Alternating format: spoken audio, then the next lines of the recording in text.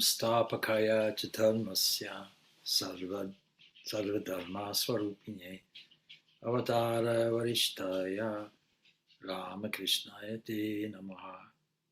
O Ramakrishna, establisher of the universal religion, the embodiment of all religions, to thee, the noblest of divine incarnations, I offer my salutations. So, this evening we have some reflections on Sri Ramakrishna, and it occurred to me today that we're in a very important era in the history of the world. The background to this really was in the subcontinent of India, where, particularly in Bengal, the great socialist reformers of the 19th century were alive. Actually, when the British had their first influence in India in 1757, from there onwards, there was an impulse to reform movements in reaction to the British so-called civilization, which was a Christian civilization that had a very inferior looking outlook on any of the colonial cultures and religions that they managed to conquer, those parts of the British Empire which were deemed to be non-Christian, that is pagan. Many years ago, there was a Pope Urban, who declared that salvation is only through not only the Catholic Church, but also through the Pope. And his attitude toward any non-Christian religion was that there was absolutely no hope for any kind of freedom. This kind of specialized attitude coming through from the Jewish population that registered themselves as the chosen people, through to the Muslims who maintained that the last word on religious guidance was with the Prophet Muhammad, peace be on him. There is no scope now outside of that. In Ireland, there's a place we take tourists to get a flavor of Ireland, not far from Dublin, a place called Glendalough, beautiful place. It's the place of two lakes. And there are remnants of an old monastery associated with St. Kevin. St. Kevin was a great ascetic saint. He lived in a cave, bathed in the icy waters of the loch, and became so famous. His holiness spread, and the reputation spread far and wide, that people gathered around him, and he was obliged to establish a monastery. A monastery was more a community center, centered around people living a dedicated life, but of service to the community. If you go there today, there's a visitor center, and they give a small film introduction of the monastic tradition in Ireland. And before St. Patrick and all the Christian missionaries arrived here, it was deemed to be a pagan land. And the film dramatically presents distorted kind of faces and masks, something like more to do with ghouls and ghosts and what have you. And they said, you see, there are all these gods and goddesses before. And along with this presentation of paganism that seemed to be inferior to Christianity is some unfortunate music in the background that clearly tells a story. It is not good. In fact, it's downright evil. But along comes Christianity and saves everybody. This kind of attitude was there also in India. So that Raja Roy,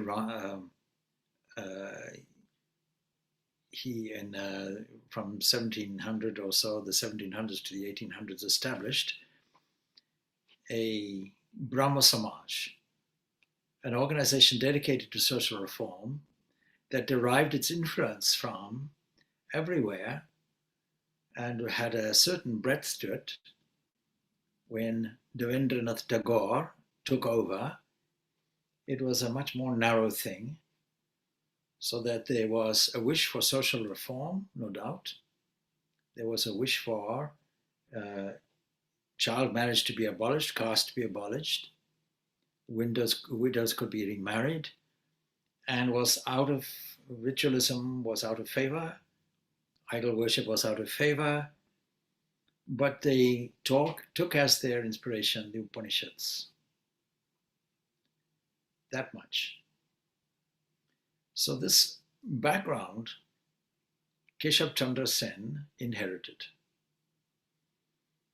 And initially, his initial encounter with Sri Ramakrishna tells us a great story about interfaith. Because today, the requirement for interfaith is more than ever.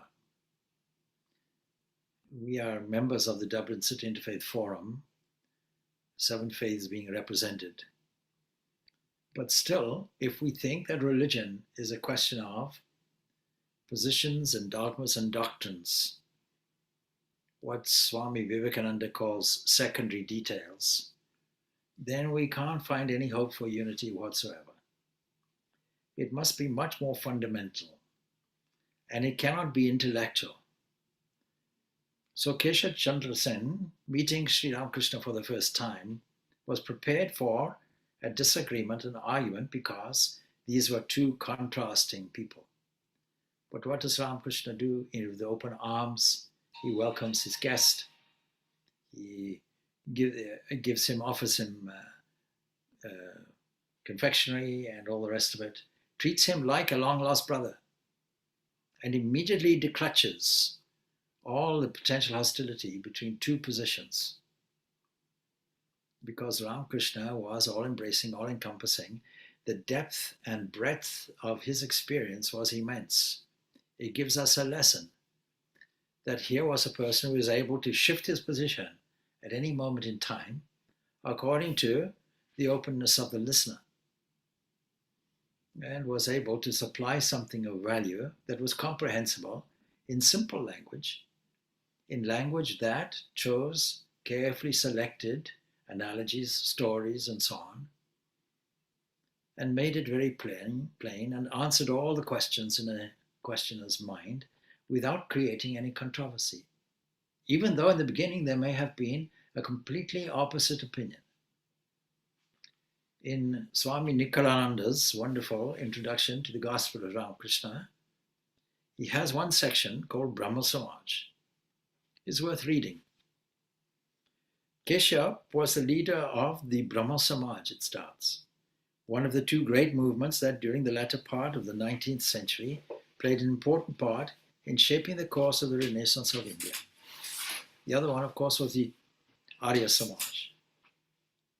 The founder of the Brahma movement had been the great Raja Ramamohan Roy, 1774 to 1833, and though he was born in an Orthodox Brahmin family, Ramamohan Roy had shown great sympathy for Islam and for Christianity.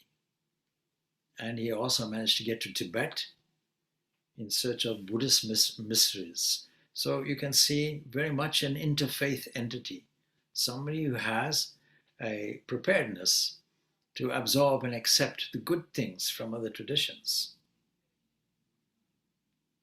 He had extracted from Christianity its ethical system, but had rejected the divinity of Christ because he rejected all these concepts of avatars in Hinduism itself. He had to be consistent. The religion of Islam influenced him to a great extent in the formulation of his monotheistic doctrines. And he always fell back on the Vedas for his spiritual inspiration.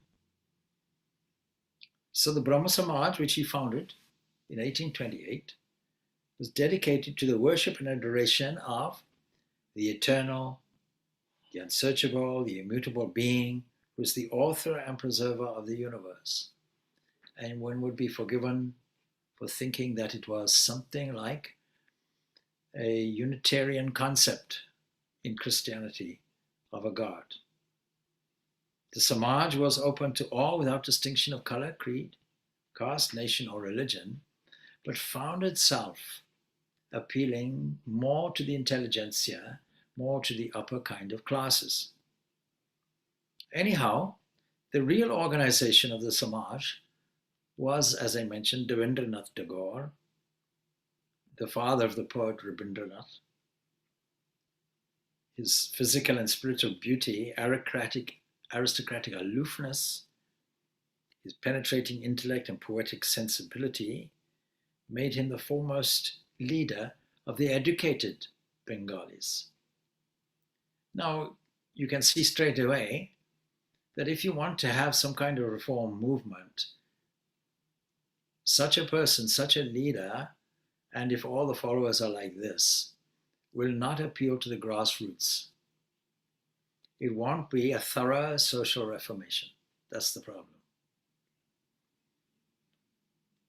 These addressed him, the Bengalis, by the honorary title of Great Seer, Maharshi. And unlike the founder, who was given the honorary title also Raja, Ramamohan Roy, he drew his inspiration entirely from these Upanishads. But as we know, the Upanishads can be interpreted in a few different ways. He was an implacable enemy of image worship and also fought to stop the infiltration of Christian ideas into the Samaj, whereas Raj Ramamohan Roy, he had incorporated it because people were persuaded by the British that anything short of Christianity was something like an inferior stance. But here comes a kind of national religion that says, all right, you have a point. Let's do away with the cruder or the perceived cruder things, the things that you criticize the most, but let us retain this essence that we find in the Upanishads. Let us make it Indian. So he gave the movement its faith and ritual. Under his influence, the Brahma Samaj professed one self-existent supreme being who had created the universe out of nothing. So it's a monotheistic creator God.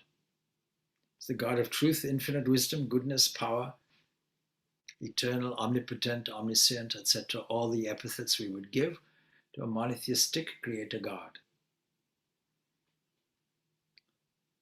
By far the ablest leader, however, was Keshav Chandra Sen. And Keshav was only a few years, maybe 2 years or so, older than Ramakrishna. But unlike the founder, and unlike Devendranath Tagore, Keshav was born of a kind of middle class.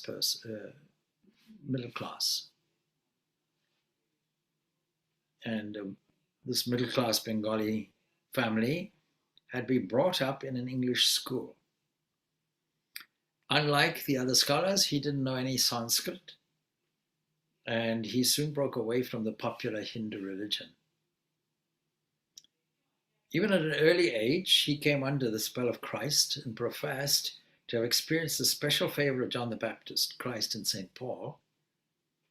And probably because of this, he managed to visit Queen Victoria, who was very impressed by his inner spiritual life and by the fact that he claimed to have had these experiences within Christianity, so therefore acceptable. But this emphasis on this Christian side of things obviously made a split, inevitably, with Devendranath Tagore. And so there was this schism that broke out. And the older one founded the Brahma Samaj of India, he founded that, and Devendranath retained leadership, and of course being the first called it Adi Samaj. But Keshav had a very complex nature. When passing through a great moral crisis, he spent much of his time in solitude and felt that he heard the voice of God, so it was easy for Ramakrishna to find a kindred spirit in him. When devotional form of worship was introduced by him into the Brahma Samaj, he spent hours in singing kirtan. The emphasis had shifted. He visited England in 1870. His spiritual fervor, as I say, impressed Queen Victoria. And when he returned to India, he founded centers, other centers of the Brahma Samaj in various parts of the country. And so, in a sense, he was like a professor of comparative religion in a European university. And he began to discover about this time Ramakrishna, Sri Ramakrishna, the phenomena that is called Sri Ramakrishna, who was the very embodiment of the harmony of religions. And because of this contact, he, for the first time, becomes sympathetic to the Hindu deities, that is, the forms of this monotheistic God. And so he was able also to explain them in a liberal fashion. But further, he believed that he was called by God to dictate to the worlds God's new dispensation, a kind of call not just to India, but the entire world. And so this was called Navavidhan. But of course, the schism, again, another schism occurred in 1878 because some of his influential followers accused him of infringing the Brahma principles by marrying his daughter to a wealthy man before she had attained marriageable age, something that the policy of the Brahma Samaj was totally against. They put it in the realm of this inferior cultural aspect of Hinduism that required reform. And so we have one group that secedes, and so this group established another thing called Sadharan Brahma Samaj, and Keshav remained the leader of his particular sect. Keshav now began, after this division, to be drawn more and more toward the Christ ideal, and under the influence of Sri Ramakrishna, his devotion to the Divine Mother also deepened, so that you see a mental oscillation coming about between Christ and the Divine Mother. And in Bengal and some other parts of India, the Brahma movement kind of took the form of a Unitarian Christianity, which made fun of Hindu rituals and preached a crusade against image worship. It was in this background that he and Ramakrishna have to dialogue, and he and his followers have to dialogue now with the ideals of Ramakrishna, a simple person who, although born of a Brahmin caste, was not wealthy by any means, was from a poor, humble village, rural village, and somebody who had drank the cup of divinity in so many different ways. Influenced by Western culture, Keshav declared the supremacy of reason, advocated the ideals of things like the French Revolution. He wasn't in favor of the caste system among its members. And he stood also for the freedom of women. He agitated for the abolition of early marriage, sanctioned the remarriage of widows, encouraged various educational social reform movements. But you see, Ramakrishna, in a subtle way, was also for those things. But he took it to a different level. He saw every woman as a manifestation of the Divine Mother of the universe. Anyway, the immediate effect on the Brahma movement in Bengal was the checking, of course, of the proselytizing Christian missionary movement. That was a great advantage, because the Christian missionaries had not much to object to from there on. And it also raised Indian culture in the estimation of the English masters. But on this, it was all intellectual. It was eclectic religious ferment, born of the necessity of the time. There was no real depth to it. Unlike Hinduism, it was not founded on the deep inner experiences of the old sages. When I ask Hindus who I meet for the first time, I try to assess what is their knowledge of Hinduism, because it's a very difficult thing to describe if it's a league of religions as opposed to a single religion with a structure. And if you're involved in an interfaith movement, then the expectation from other religions that have an organizational structure of some kind, or have a doctrinal position of a certain kind, to try and pigeonhole, well, what is it that you believe? When I was introducing myself to the locality of our ashram in Dublin, the most influential person in the area, or certainly one of them, would have been the Roman Catholic priest. His first question to me was, "Are you a religion?" My answer, "No, we're a philosophy."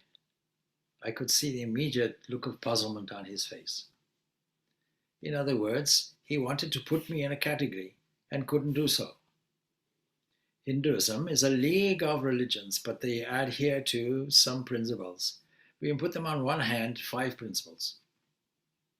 But the first principle is we believe in the authority of the Vedas, is another way of saying we believe in the discoveries of the ancient sages and rishis, those people who had direct experience.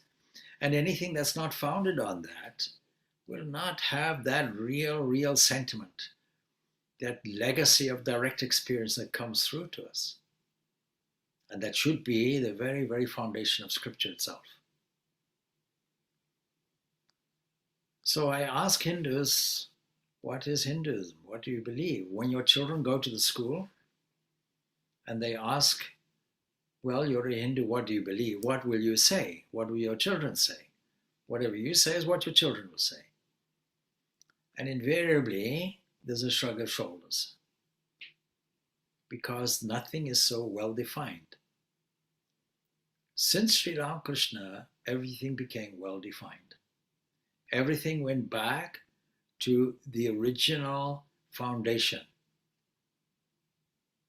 And the original foundation, the Vedic religion or the Vedanta, that is the essence of it. But it has nothing to do with the intellect.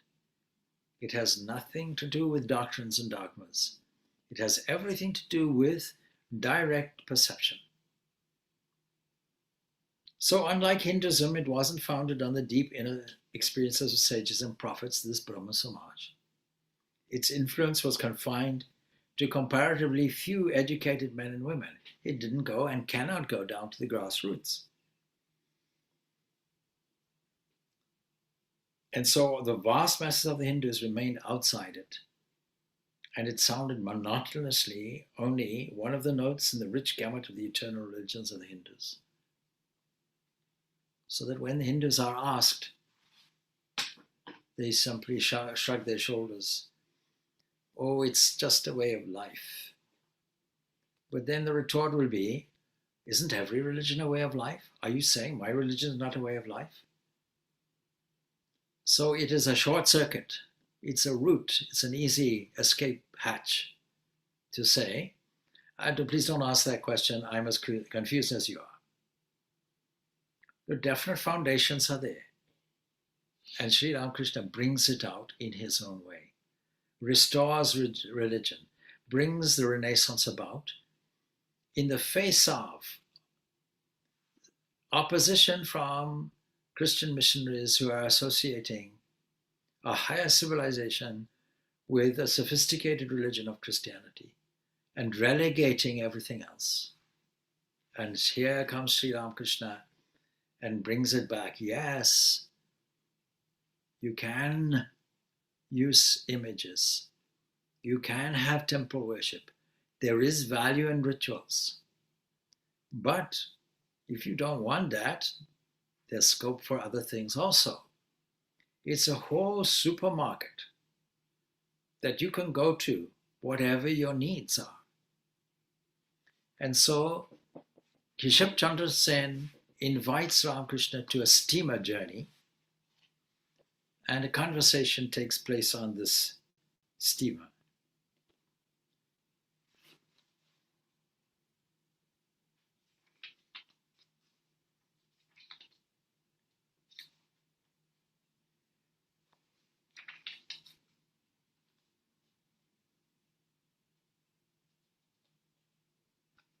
A Brahmo devotee, during the course of conversation, asked Sri Ramakrishna this question: Sir, has God form or has he none?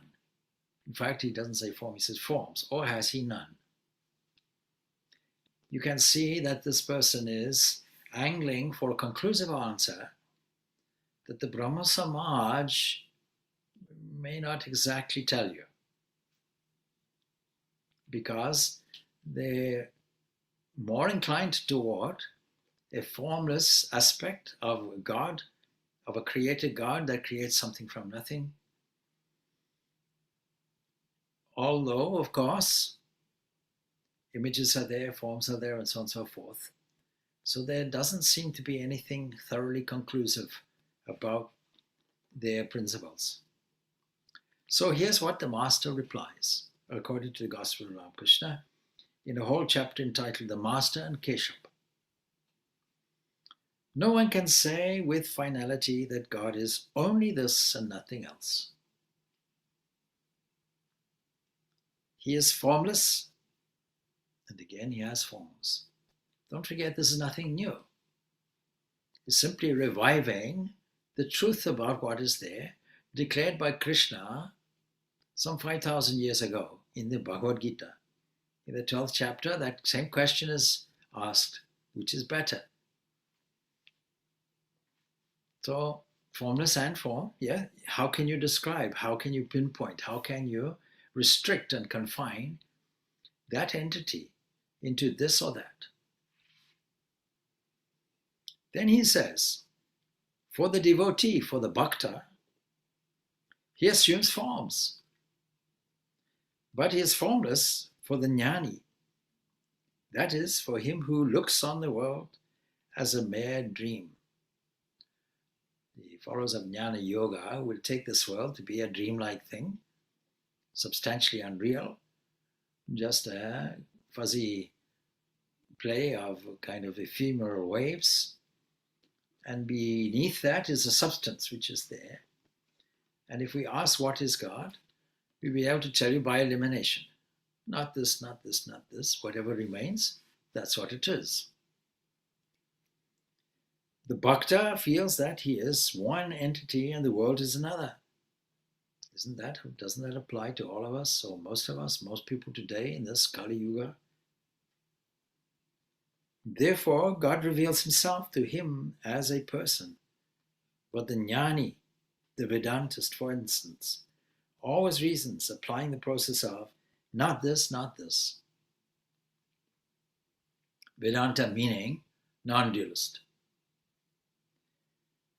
Through this discrimination, he realizes by his inner perception that the ego and the universe are both illusory.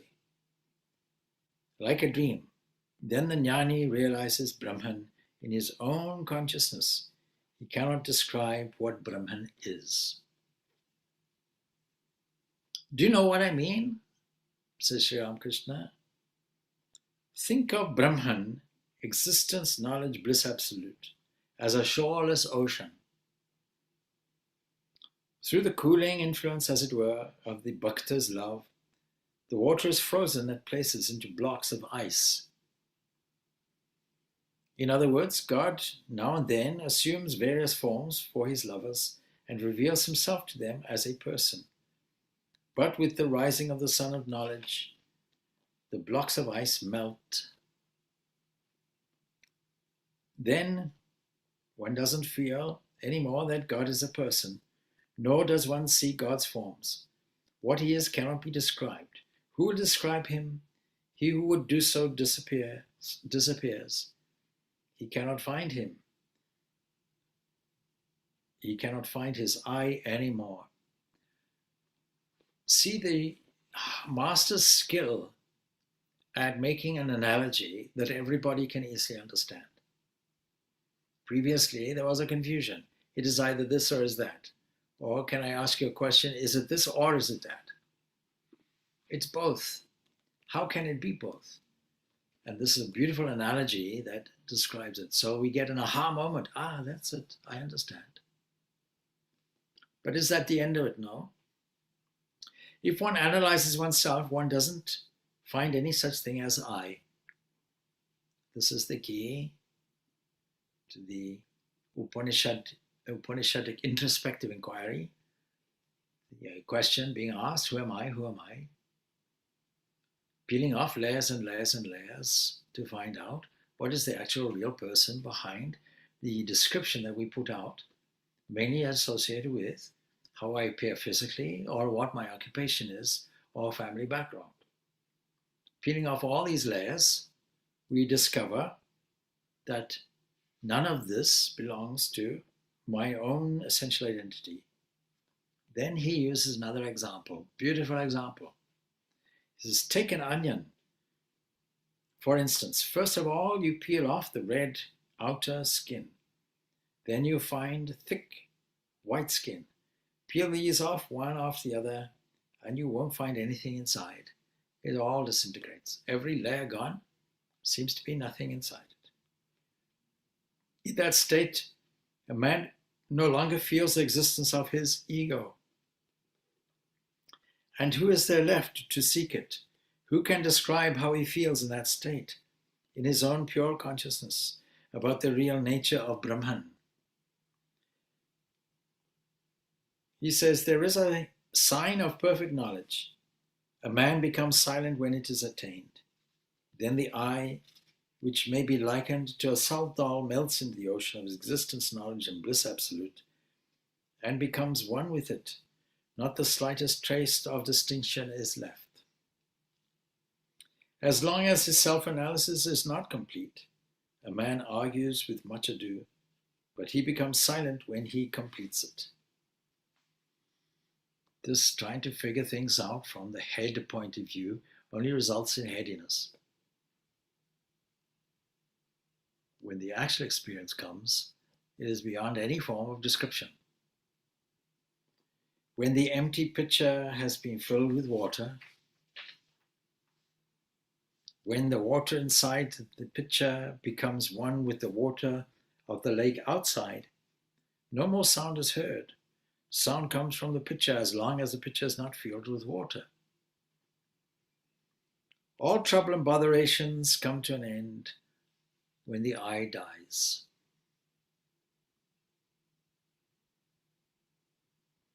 You may indulge in thousands of reasonings, but still the I doesn't disappear. For people like you and me, it is good to have the feeling, I am a lover of God. You may think that God is an impersonal thing. You may think that this bhakti with a form is not okay.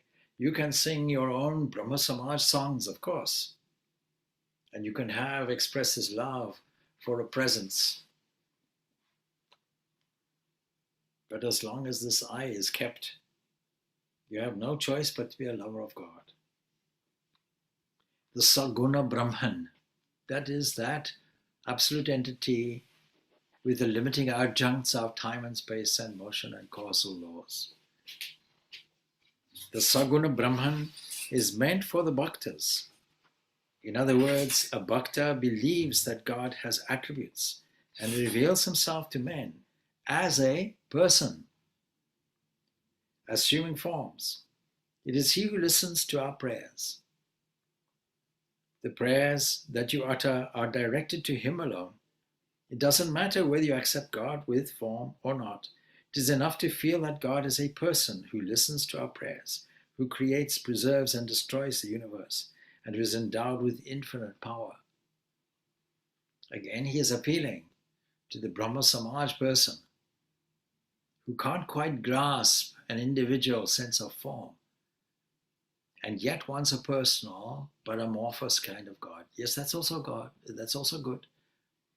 Ramakrishna is an all-accommodating entity. He'll accommodate every single position because he has visited every single corner of the spiritual universe. In Roman Roland's language, he has read every page of the book of life. It is easier to attain God by following the path of devotion, he goes on. Then the Brahma devotee asks, Sir, is it possible for one to see God? And if so, why can't we see him? This is often an atheistic argument, current today, that amongst certain neo-atheists who declare, well, I might believe in God if he were to write a sign on the sky or something, saying I exist. But even then, I doubt if they would believe. That's the kind of thing they're looking for. But you see, they're not prepared to go through the various absolute steps, get out of the armchair and from their pontificating position and say, oh, I understand. Actually, there's some measure has to be made in order to see this reality. So Ramakrishna, from his own depths of his experience, is answering this question.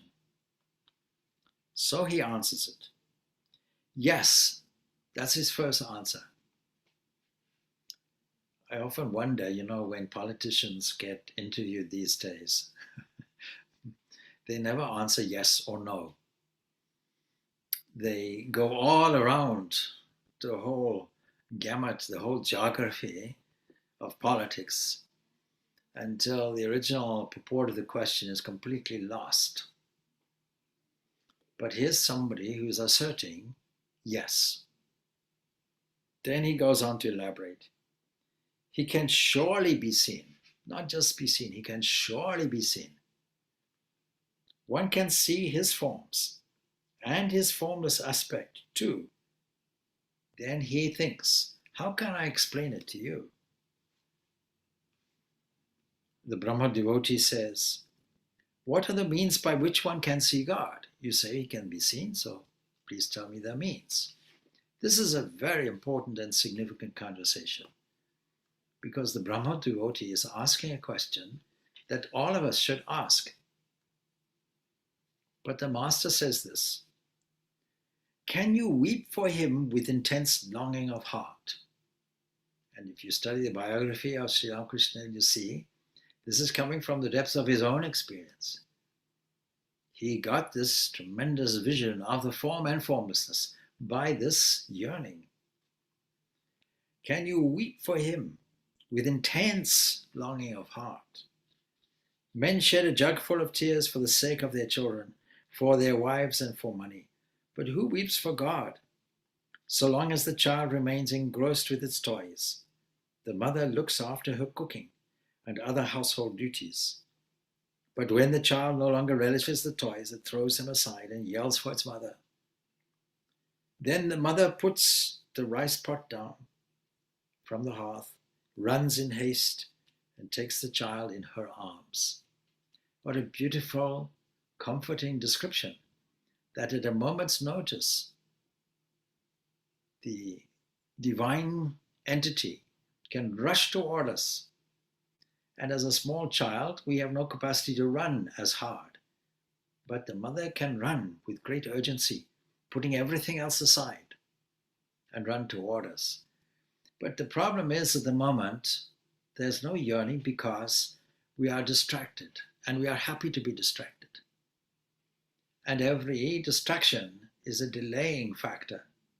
If you want to see this now, this is what you have to do. So the Brahma devotee says this, Sir, why are there so many different opinions about God's nature? Another profound question. Some say that God has form, while others that he is formless. He is repeating the same question. Again, those who speak of God with form tell us about his different forms. Why all this controversy?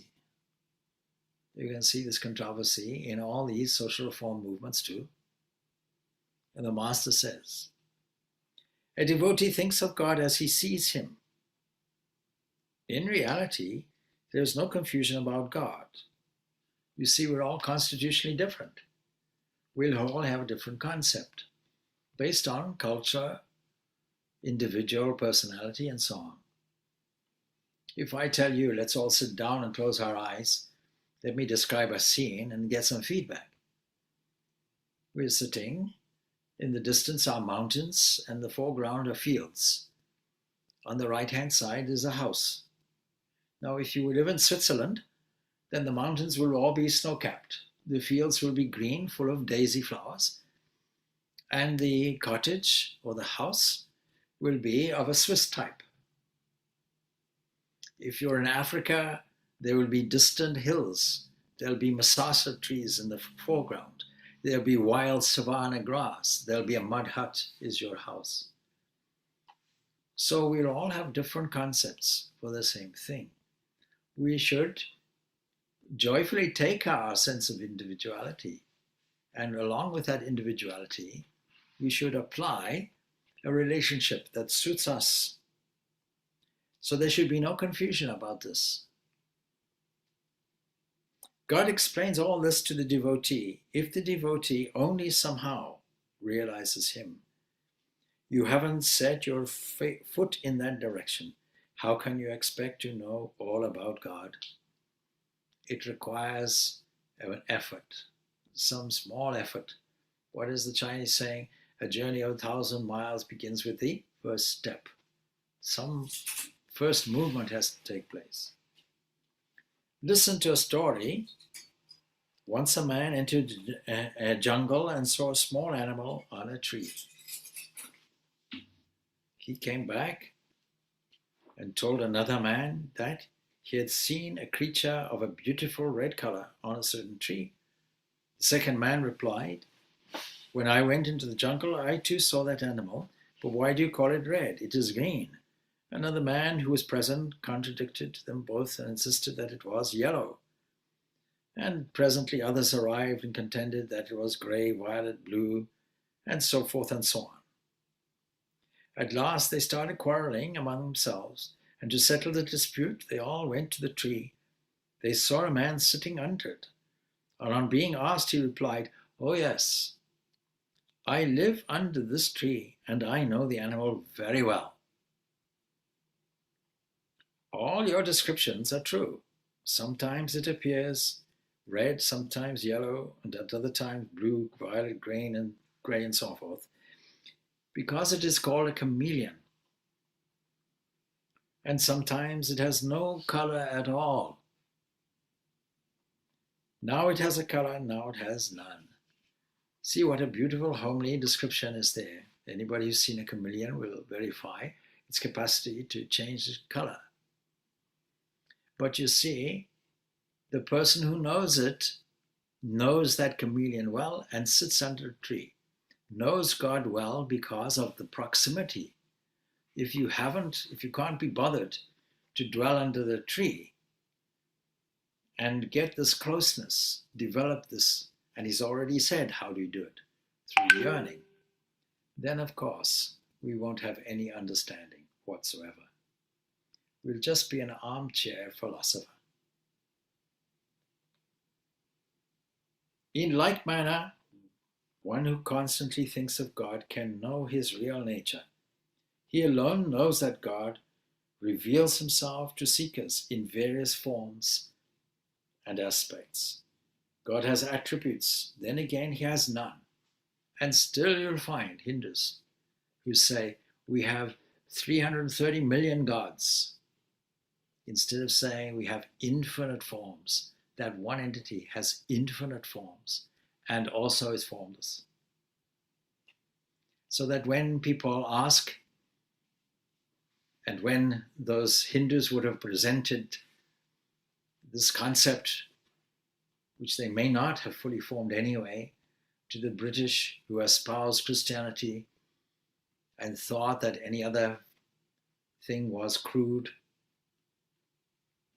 was gross, was pagan. Even now, nothing has changed. Because today, where countries are Abrahamic in any way, either Islamic or Christian, that same misunderstanding is there. I remember going to an interfaith workshop, and a well-meaning Catholic priest put a chart up. He said there are two types of religion. On the one side, he put all the Abrahamic religions and said they're all monotheistic. Then on the other side, he said, and then there are the polytheistic religions, and Hinduism came up there. He went as far as saying Buddhism also, but that's all right. And I had to raise an objection. No, there are infinite numbers of forms. It doesn't mean to say that there is polytheism, not in the sense that most people would tell it. Even if you use Max Muller's henotheism, it doesn't cover it. There are so many varieties and forms. Now, this is what is called modalism when you reduce it to a threefold aspect in Hinduism. But modalism is seen to be anathema in Christianity, but it is the best explanation that we have, that these are different modes, different forms, different expressions of the one and the same entity, and how beautifully this is expressed here.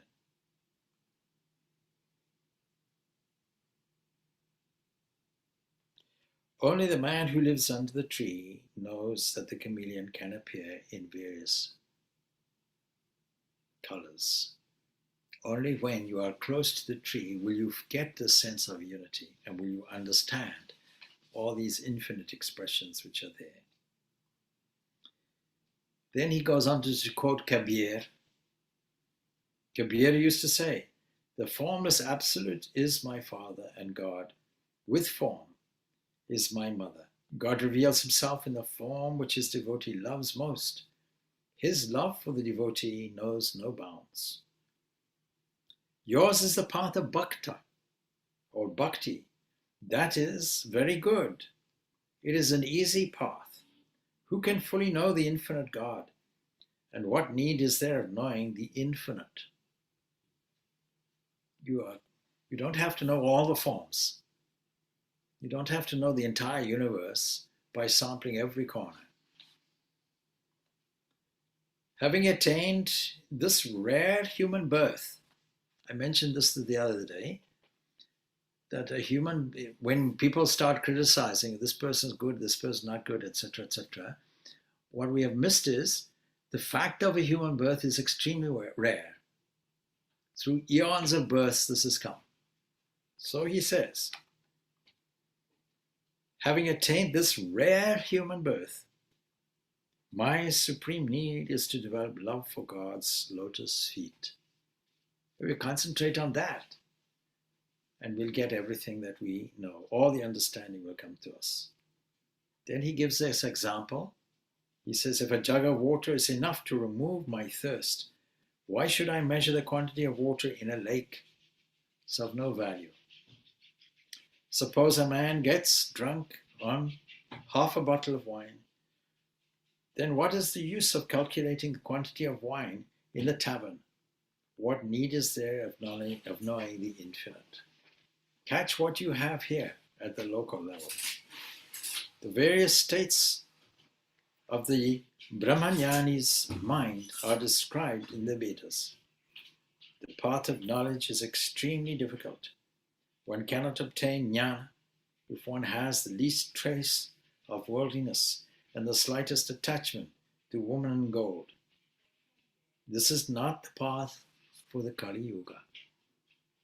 Of course, we might say it would have been the path for the Satya Yuga, but we are far removed from it. The Vedas speak of 7 planes when the mind can dwell, and now he goes into and makes a traverse, going from the method of devotion, comparing to the path of jnana and the jnani. He's gone through the formless and the one with form.